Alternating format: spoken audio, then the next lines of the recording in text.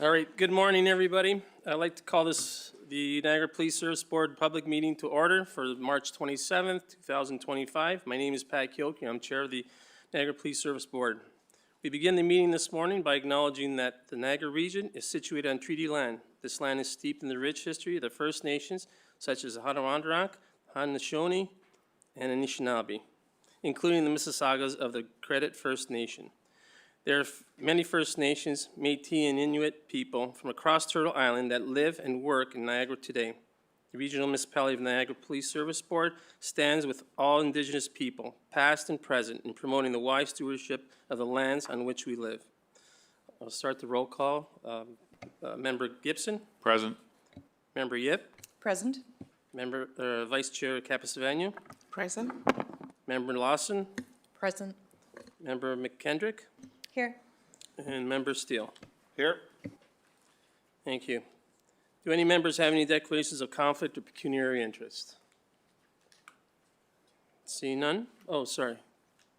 I'm declaring a conflict for special requests, so 9.4, bullet point 4.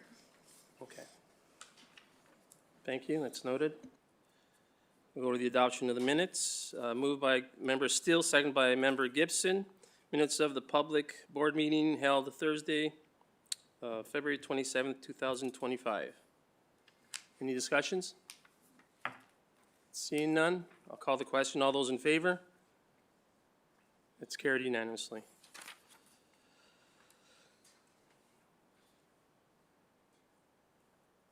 We'll go to number 5, reports from the board chair. So at the onset of today's meeting, I would like to acknowledge that the absence of Chief Bill Forty and Technology Services Director Akram Askul. They are unable to attend as they were selected to receive the King Charles III Coronation Medal at a special ceremony held in Ottawa last evening. Chief Forty was honored for his outstanding contribution to public safety, crime prevention, and community leadership. Director Askul received the medal in recognition of his significant achievements in the field of information technology. This distinguished honor reflects Chief Forty's dedication, unwavering commitment to policing and public safety, and the profound impact he has made in Niagara, as well as the provincial and national levels. Director Askul's recognition highlights the importance of his innovative leadership and significant contributions to public safety through technology. The board is proud to see both recognized in this prestigious award. On March 14th, the board announced the promotion of Superintendent Mario Lagriteria, the Deputy Chief of Community Services. I want to take this opportunity to welcome Deputy Chief Lagriteria to his first board meeting as our newest Deputy Chief. Deputy, welcome today, and let him know that we look forward to his participation and contributions to the service in that role. I also want to take this opportunity to express our sincere appreciation to all our senior staff, our officers, for their support and patience throughout this process. Deputy Chief Lagriteria will be formally recognized at a ceremony to be confirmed at a later date. Welcome. The NRPS continues to host a series of community open houses and body-worn cameras across the region. These sessions provide an opportunity for the public to ask questions, share their thoughts, and contribute to building a safer, more accountable future for Niagara. We invite everyone in the Niagara region to attend one of the open houses or to complete an online survey. Please visit the NRPS website for details about the survey and the specific dates, times, and locations of the community open houses.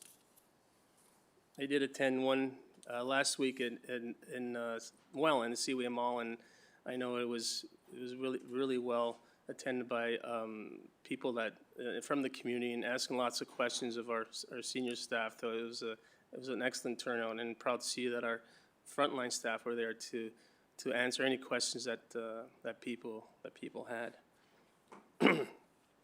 So the Canadian Association of Police Governance hosts monthly webinars in part of their educational strategy to keep police boards and police executives across Canada apprised of issues currently affecting the policing community. Webinars were held on February 27th, March 4th, and March 26th. Session topics included body-worn cameras, hiring process for police chiefs, and mental health in the policing community. Recorded copies of all webinars are sent to board members for their viewing.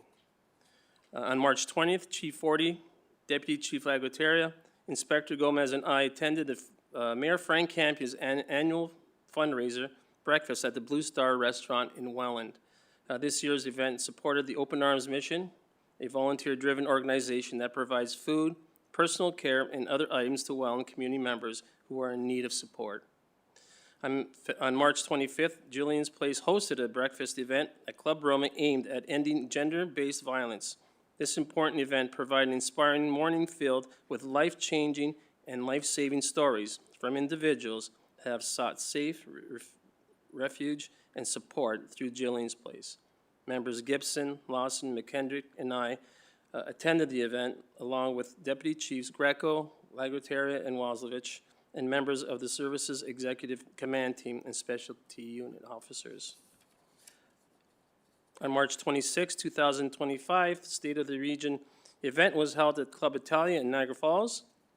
Regional Chair Jim Bradley provided an overview of the current economic condition as well as the key initiatives and projects underway to support growth and development in the Niagara region.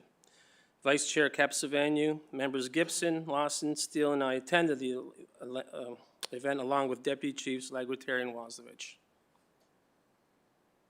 And I believe Acting Chief Greco was also there as well. On April 5th, members of the Services Wellness Unit are holding a Pickleball for a Cause tournament at the Meridian Community Center in Fawn Hill. The tournament is being held to benefit Special Olympics Ontario, which is dedicated to enriching the lives of Ontarians with an intellectual disability through sport. Member Lawson will be representing the board in that tournament. Do us well, Member Lawson.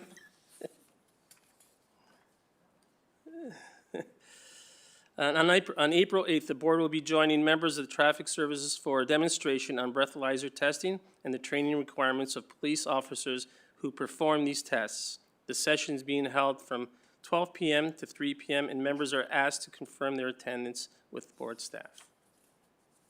On April 15th, Executive Director Reed and I will be attending Canadian Association of Police Governance Executive Director and Chair's quarterly meeting. These quarterly meetings are designed to facilitate discussions about common issues related to police service boards, commissions, advisory boards, and to share ideas about best practices and approaches.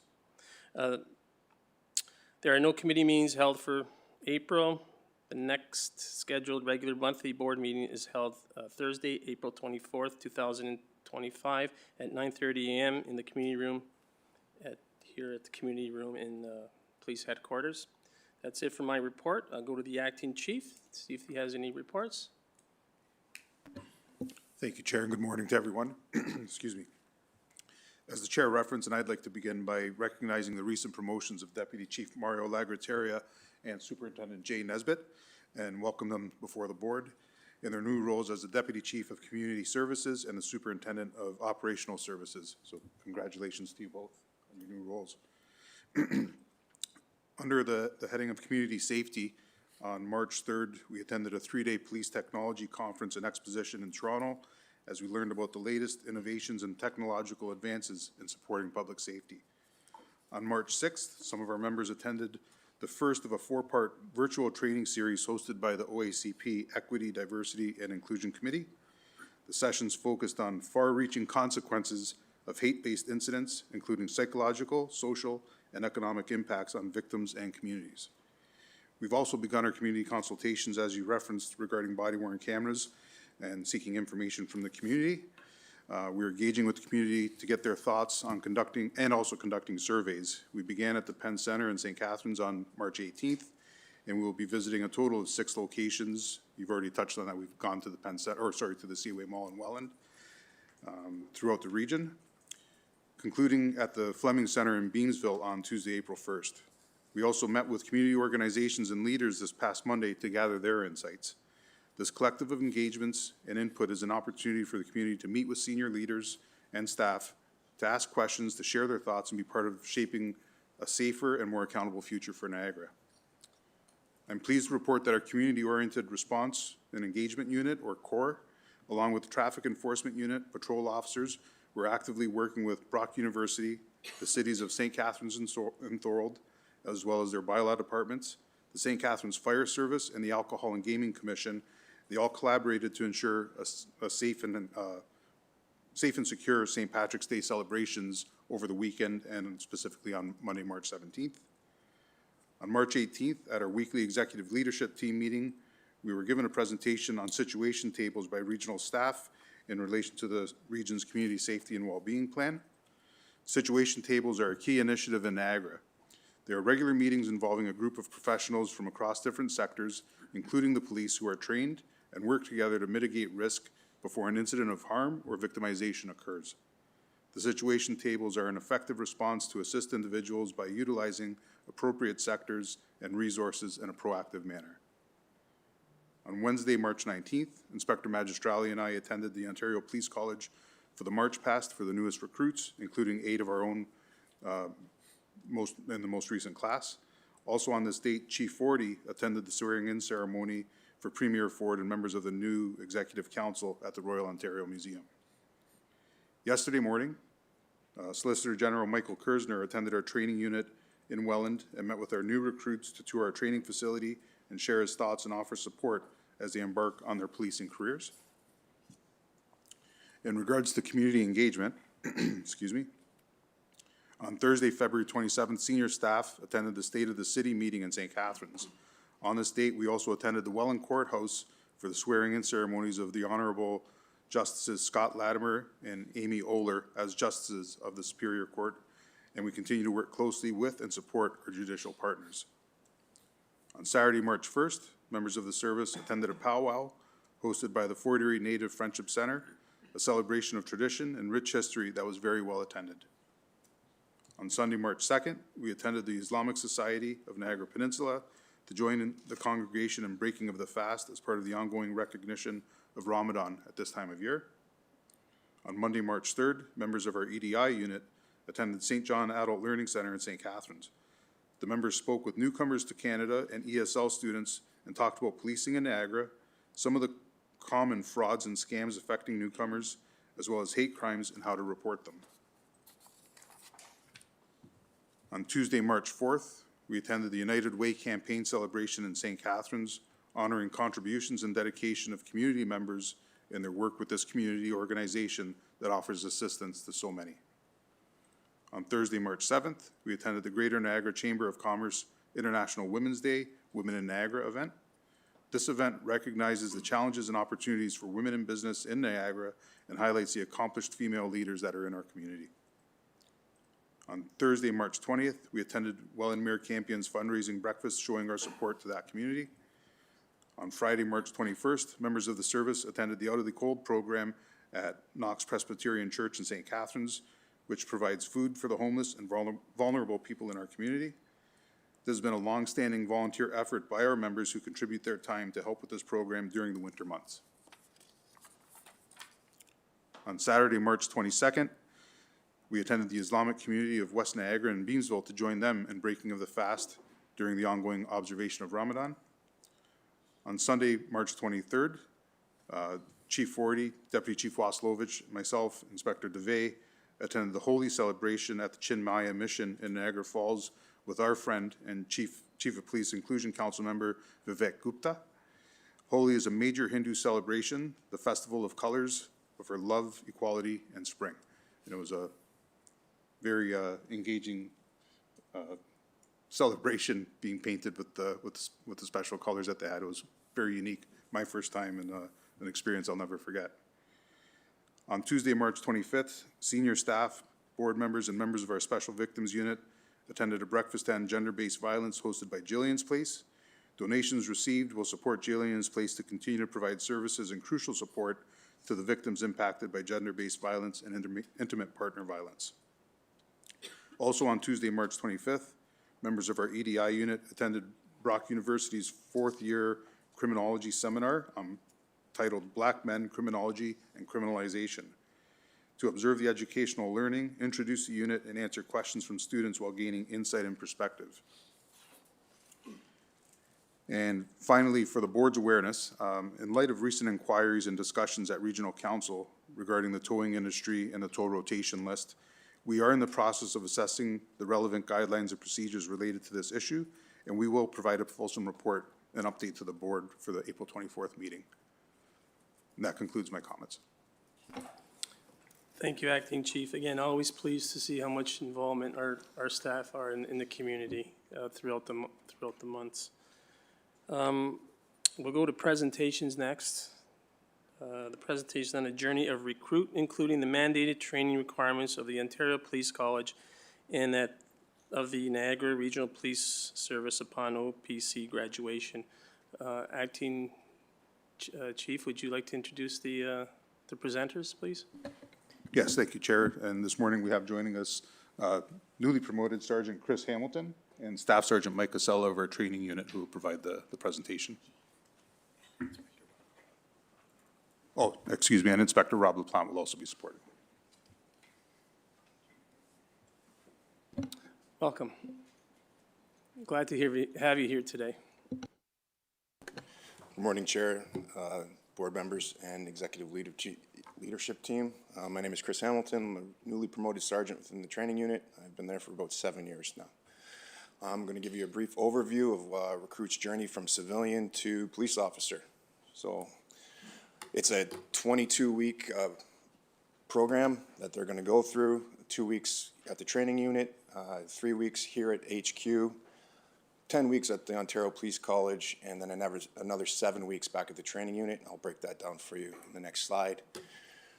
2 weeks, the first 2 weeks that they get hired, they're with us at the training unit. It's a 2 40-hour weeks. It's an onboarding where we introduce them to the Niagara Regional Police, and we give them orientation. They get presentations from the recruiting sergeant, setting out organizational expectations, and we get a representative from the media unit who will speak to the recruits about what's expected when it comes to their social media, because that's a big thing nowadays, and making sure that they understand they represent the service now and the restrictions that come with that. They also get a presentation from the Niagara Regional Police Association president. A little bit more breakdown of what we do with them in the 2 weeks. We show them how to wear a uniform. We show them drill. We make sure every morning when they show up to work that they're turned out properly, that their boots are shone, and how they fill out their duty book to ensure that they're capturing the appropriate information to set them up for success when they go to the Ontario Police College. And as well as we give them a little bit of an inoculation as to an introduction to a little bit of the academic stuff they'll see at the Ontario Police College and a little bit of the hands-on stuff, the practical knowledge that they're going to require, again, to make them successful at the Ontario Police College. Again, to assist with that, we put them through a pretty rigorous workout program at the end of the day. It's team fitness. We do that to build that team camaraderie, make them a cohesive group. But we also ensure that they're going to be successful when they're at the Ontario Police College, because there is a mandatory physical requirement for them to pass at the Ontario Police College to get their BCT, which is their certificate of completion. So once they're done their 2 weeks with us at the training unit, they come here to HQ, and they're going to be facilitated online learning by the Ontario Police College, and they'll be supervised by the by the recruiting unit. This is just a brief introduction again to laws, criminal law and federal law, or criminal law and provincial law statutes like the Highway Traffic Act and the Liquor License Act. Once they've done their 3 weeks here at HQ with their online learning, they go to the Ontario Police College for 10 weeks. It's academic in nature, but it's also got a lot of practical components of it. It's in-person learning. They live in dormitory-style accommodations that are referred to as pods. And when they're up at the Ontario Police College, there's 2 liaison officers that are there to assist them if they have any troubles, either at home in personal life, or if they're struggling academically or with the practical portions, to ensure that they're getting the top-up information to help them be successful at the Ontario Police College. Those 2 officers are Staff Sergeant Tony Rupnick and Constable Ronnie Ryan. When they're at the Ontario Police College, it's not just academic. There's practical portions that include use of force and judgment training. The recruits take tests that are evaluated both academically and certified by the Ontario Solicitor General to ensure that they're meeting a standard that when it comes to using force and judgment. The practical components are defensive tactics, firearms, officer safety, and PVO, which is police vehicle operations. There's a standard in which certified members like myself who are qualified to make that recognition of whether or not they're meeting that standard. There's usually 2 or 3 officers that make that decide whether or not that person's made the standard. There's also the physical component that I talked about, the physical training, the prep test. That's where they're going to have to do an obstacle course that has them jumping over a 5-foot fence, dragging a 150-pound dummy, and a pursuit restraint thing that resembles cuffing. So they have to be successful at that, and that also includes a shuttle run. So that's why we put them through a pretty rigorous test before we send them up there. Once we get them back, once they've completed the Ontario Police College, they're 10 weeks. They come back to us for another 7 weeks.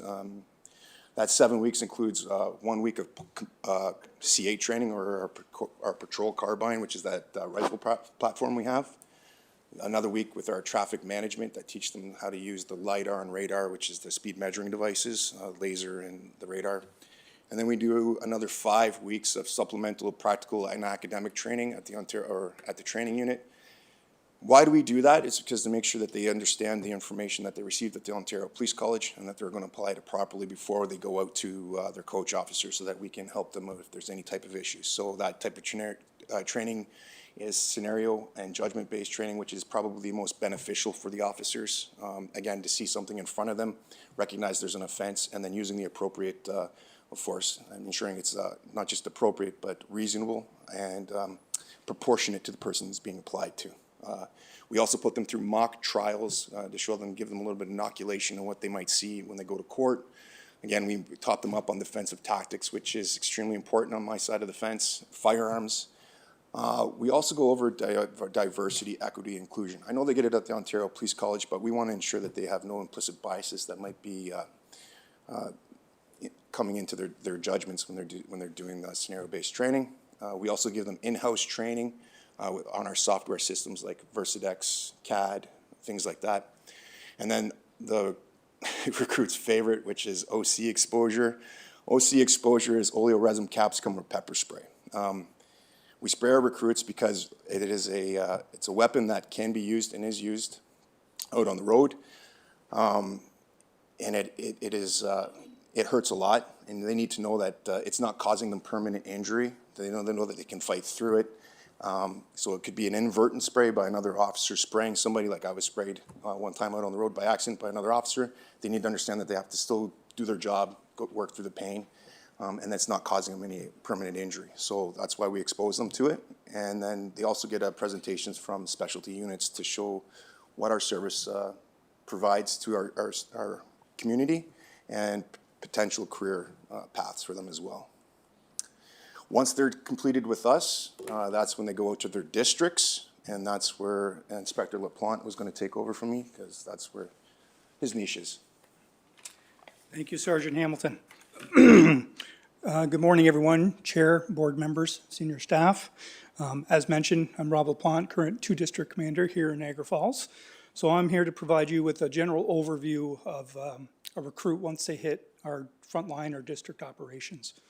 So upon their graduation, as mentioned, the recruits are assigned a coach officer.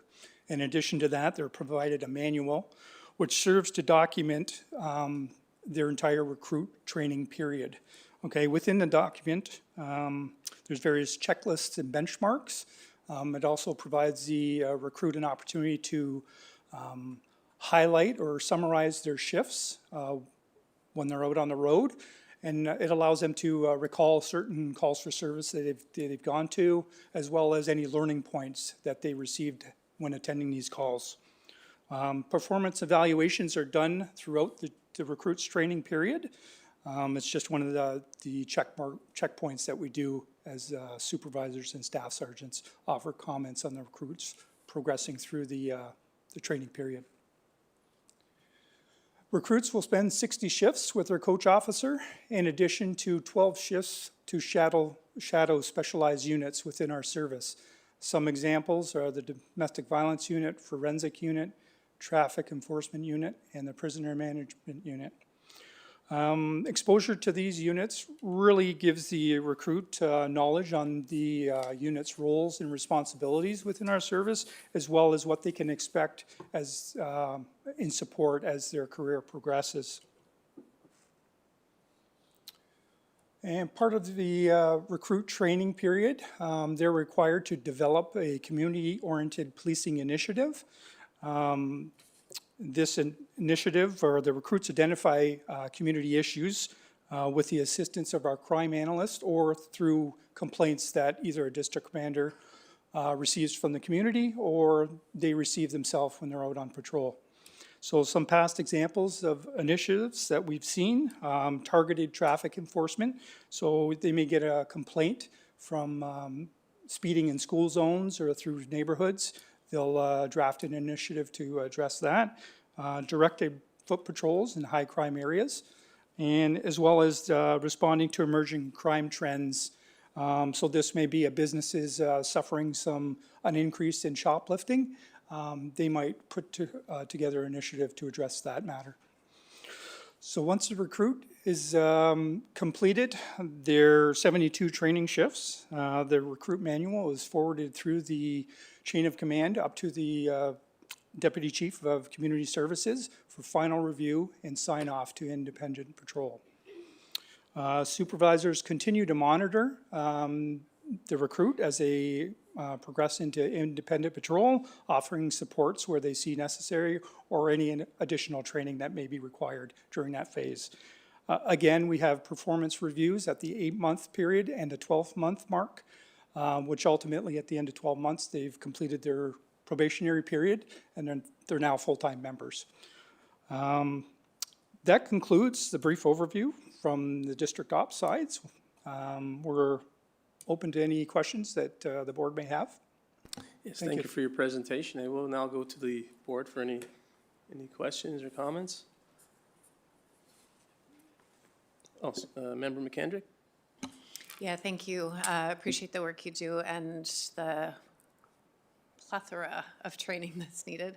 I imagine that it's built into the high-level overview, but I'm curious about more specifics around where mental health and addictions training or awareness comes in. Is it within this process, or is that afterwards? Knowing that there's an increase in mental health calls, wondering where that's built into some of these training pieces and assessments.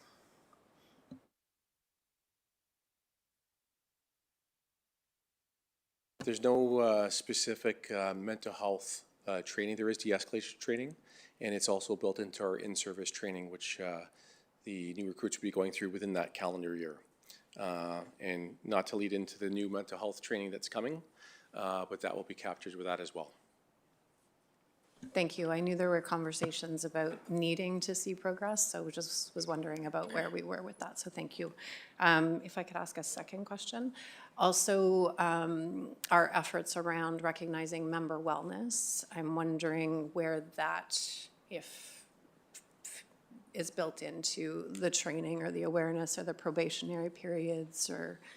Another good question through the chair. It is built into our post program. We do have in the post program, we do have a lot of different units, one being member wellness, giving a presentation to recruits, discussing stresses on the job and what to expect. Thank you. Thank you, Chair. Thank you. Any other questions from members? Vice Chair Capsavanu? Thank you, through you, Chair. Just to ask a question on the last part that you spoke about the initiatives that the recruits are doing for the, I think it was just before they go out, they've got to do an initiative or something, or develop an initiative that they've got to do. You're referencing the community initiatives Yeah. that they're required to do? Yeah. I just wanted to find out, are those done in partnership with any community organizations? How are you identifying like the specific areas of need, or how are we using that opportunity to kind of address the community needs or policing needs that are out there? Thank you for your question through your chair. So if it's received through my office as a district commander, through the community, I would filter that down to the front line for them to come up with an initiative. But it's also incumbent on the recruit during their training period that during their interactions with the community, they may come upon something that they're told, and then they'll be able to work with that community member to address the issues. So we try, whenever possible, to include the community, finding solutions, and playing our role as far as what we can do as a police service to address that as well.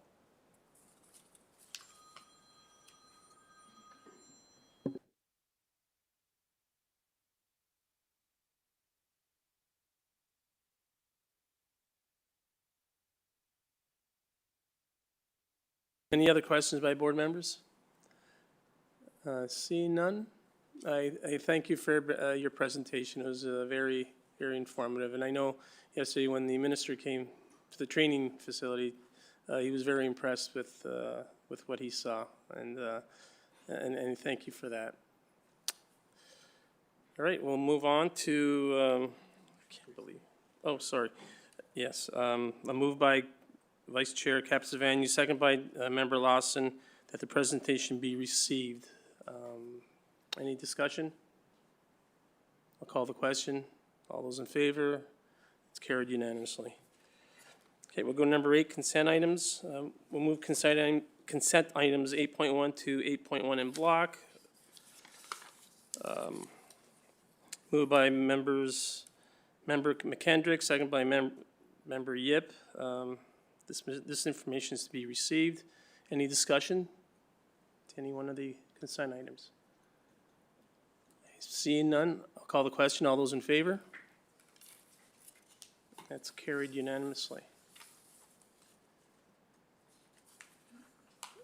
We'll go under new business, 9.1. Moved by Member Gibson, second by Vice Chair Capizavanu, that the board approve the attached proposal brief provided by the Operation Research and Health for $168,500 plus HST to complete a facility master plan. Any discussion? Member Gibson? Thank you, Chair, and through you. Just for the general public's information, we have a 10-year plan we're coming into here. I'm guessing there's probably a building or two that needs to be replaced right off. I know some of our buildings are quite old and we're outgrowing them. And so just for the public, what would be 1 or 2 buildings right off the bat that we would need to renew, build new ones? Thank you for the question, and through you, Chair, you are correct. We are getting long in the tooth in a couple of our buildings, specifically where currently our emergency services building. It's really, we don't have the capacity within that property to maintain the services that are required. And also, as Chair Kilkeel mentioned yesterday, our training unit is bursting at the seams, so to speak, with the changes to the CSPA, introducing overlapping recruit intakes, maintaining all the regulated training throughout the year for all our officers. We just don't have the capacity. We are working on some Band-Aid solutions to keep the lights on for now, to keep going with that, but this 10-year facility plan is to establish a framework of what the needs are for the service in order for us to provide adequate and effective policing to our region. Okay, so just along those points, and this is for the public, I know because, the tax dollars are always, being watched and observed. Not only do we need to grow our police officers within Niagara because of the growth of Niagara, along with that comes new buildings, new other costs involved. And so I know that I've had people say, why does the police budget keep growing? Well, how come, and because we're growing, and the public should understand that we also have to grow buildings and all that, and they're not cheap. So just a general overview. Thank you. Thank you, Member Gibson. Any other questions? Seeing none, I'll call the question. All those in favor? That's carried unanimously.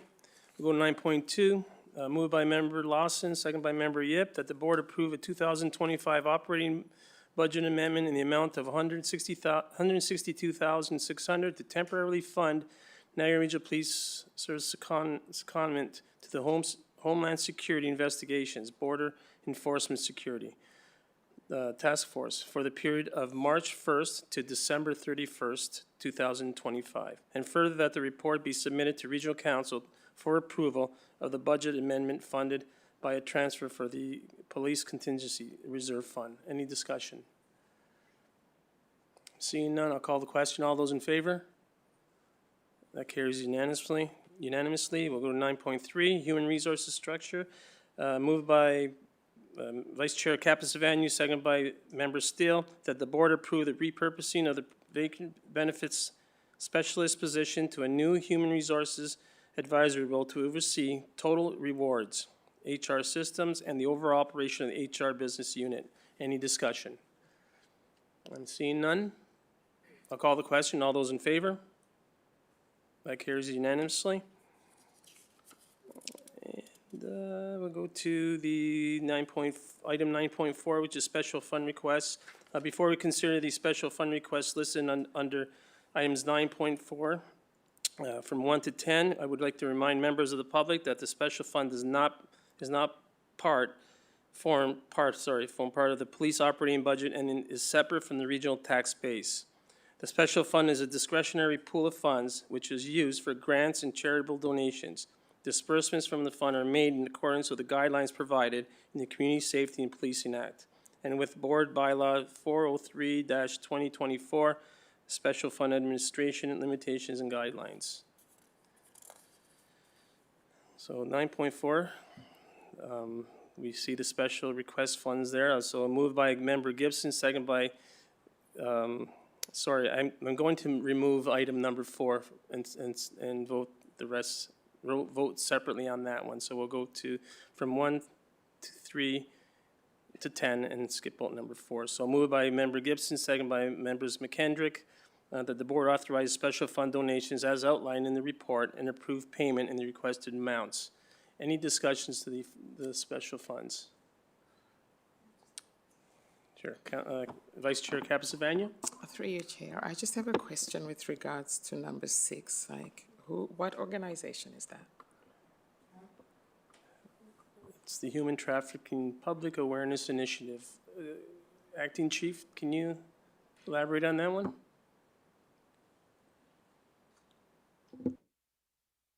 Just have your indulgence for a minute. The report's not opening for me.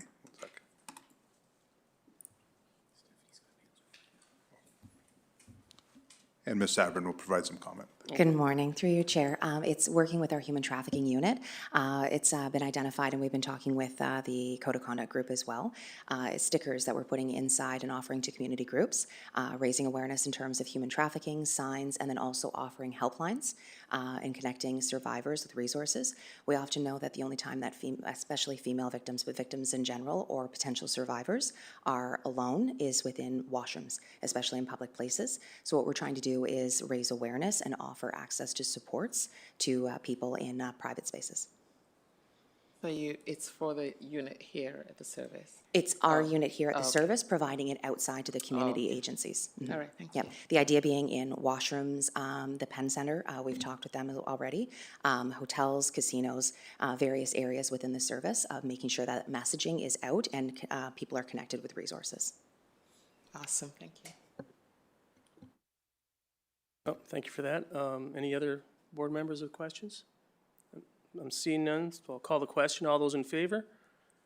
That carries unanimously. So now we'll go to number 4, the Canadian Mental Health Association Wellness for fundraiser of $2,500. I need a mover and seconder for that. Moved by Member Steele, seconded by Member Lawson. Any discussion? I'm seeing none. I'll call the question. All those in favor? That carries unanimously. Thank you. Okay, so we'll go to number 10, other new business. Do any board members have any other new business?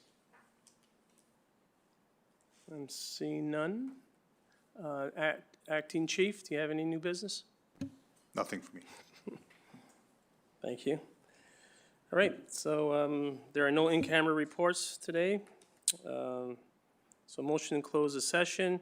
That the board, moved by Councilor Member Yip, seconded by Member Lawson, that the board move into closed session for consideration of confidential matters pursuant to Section 44 of the Community Safety and Policing Act, namely for subject matter related to potential litigation, human resources matters, information that the Municipal Freedom of Information and Protection of Privacy Act would authorize a refusal to disclose if we were contained in a record, contractual documentation, as well as legal matters that are subject to solicitor-client privilege. Any discussion? Seeing none, I'll call the question. All those in favor? That carries unanimously. We'll go to number 12, which is adjournment. Thank you very much. This meeting is adjourned. I don't have a gavel, but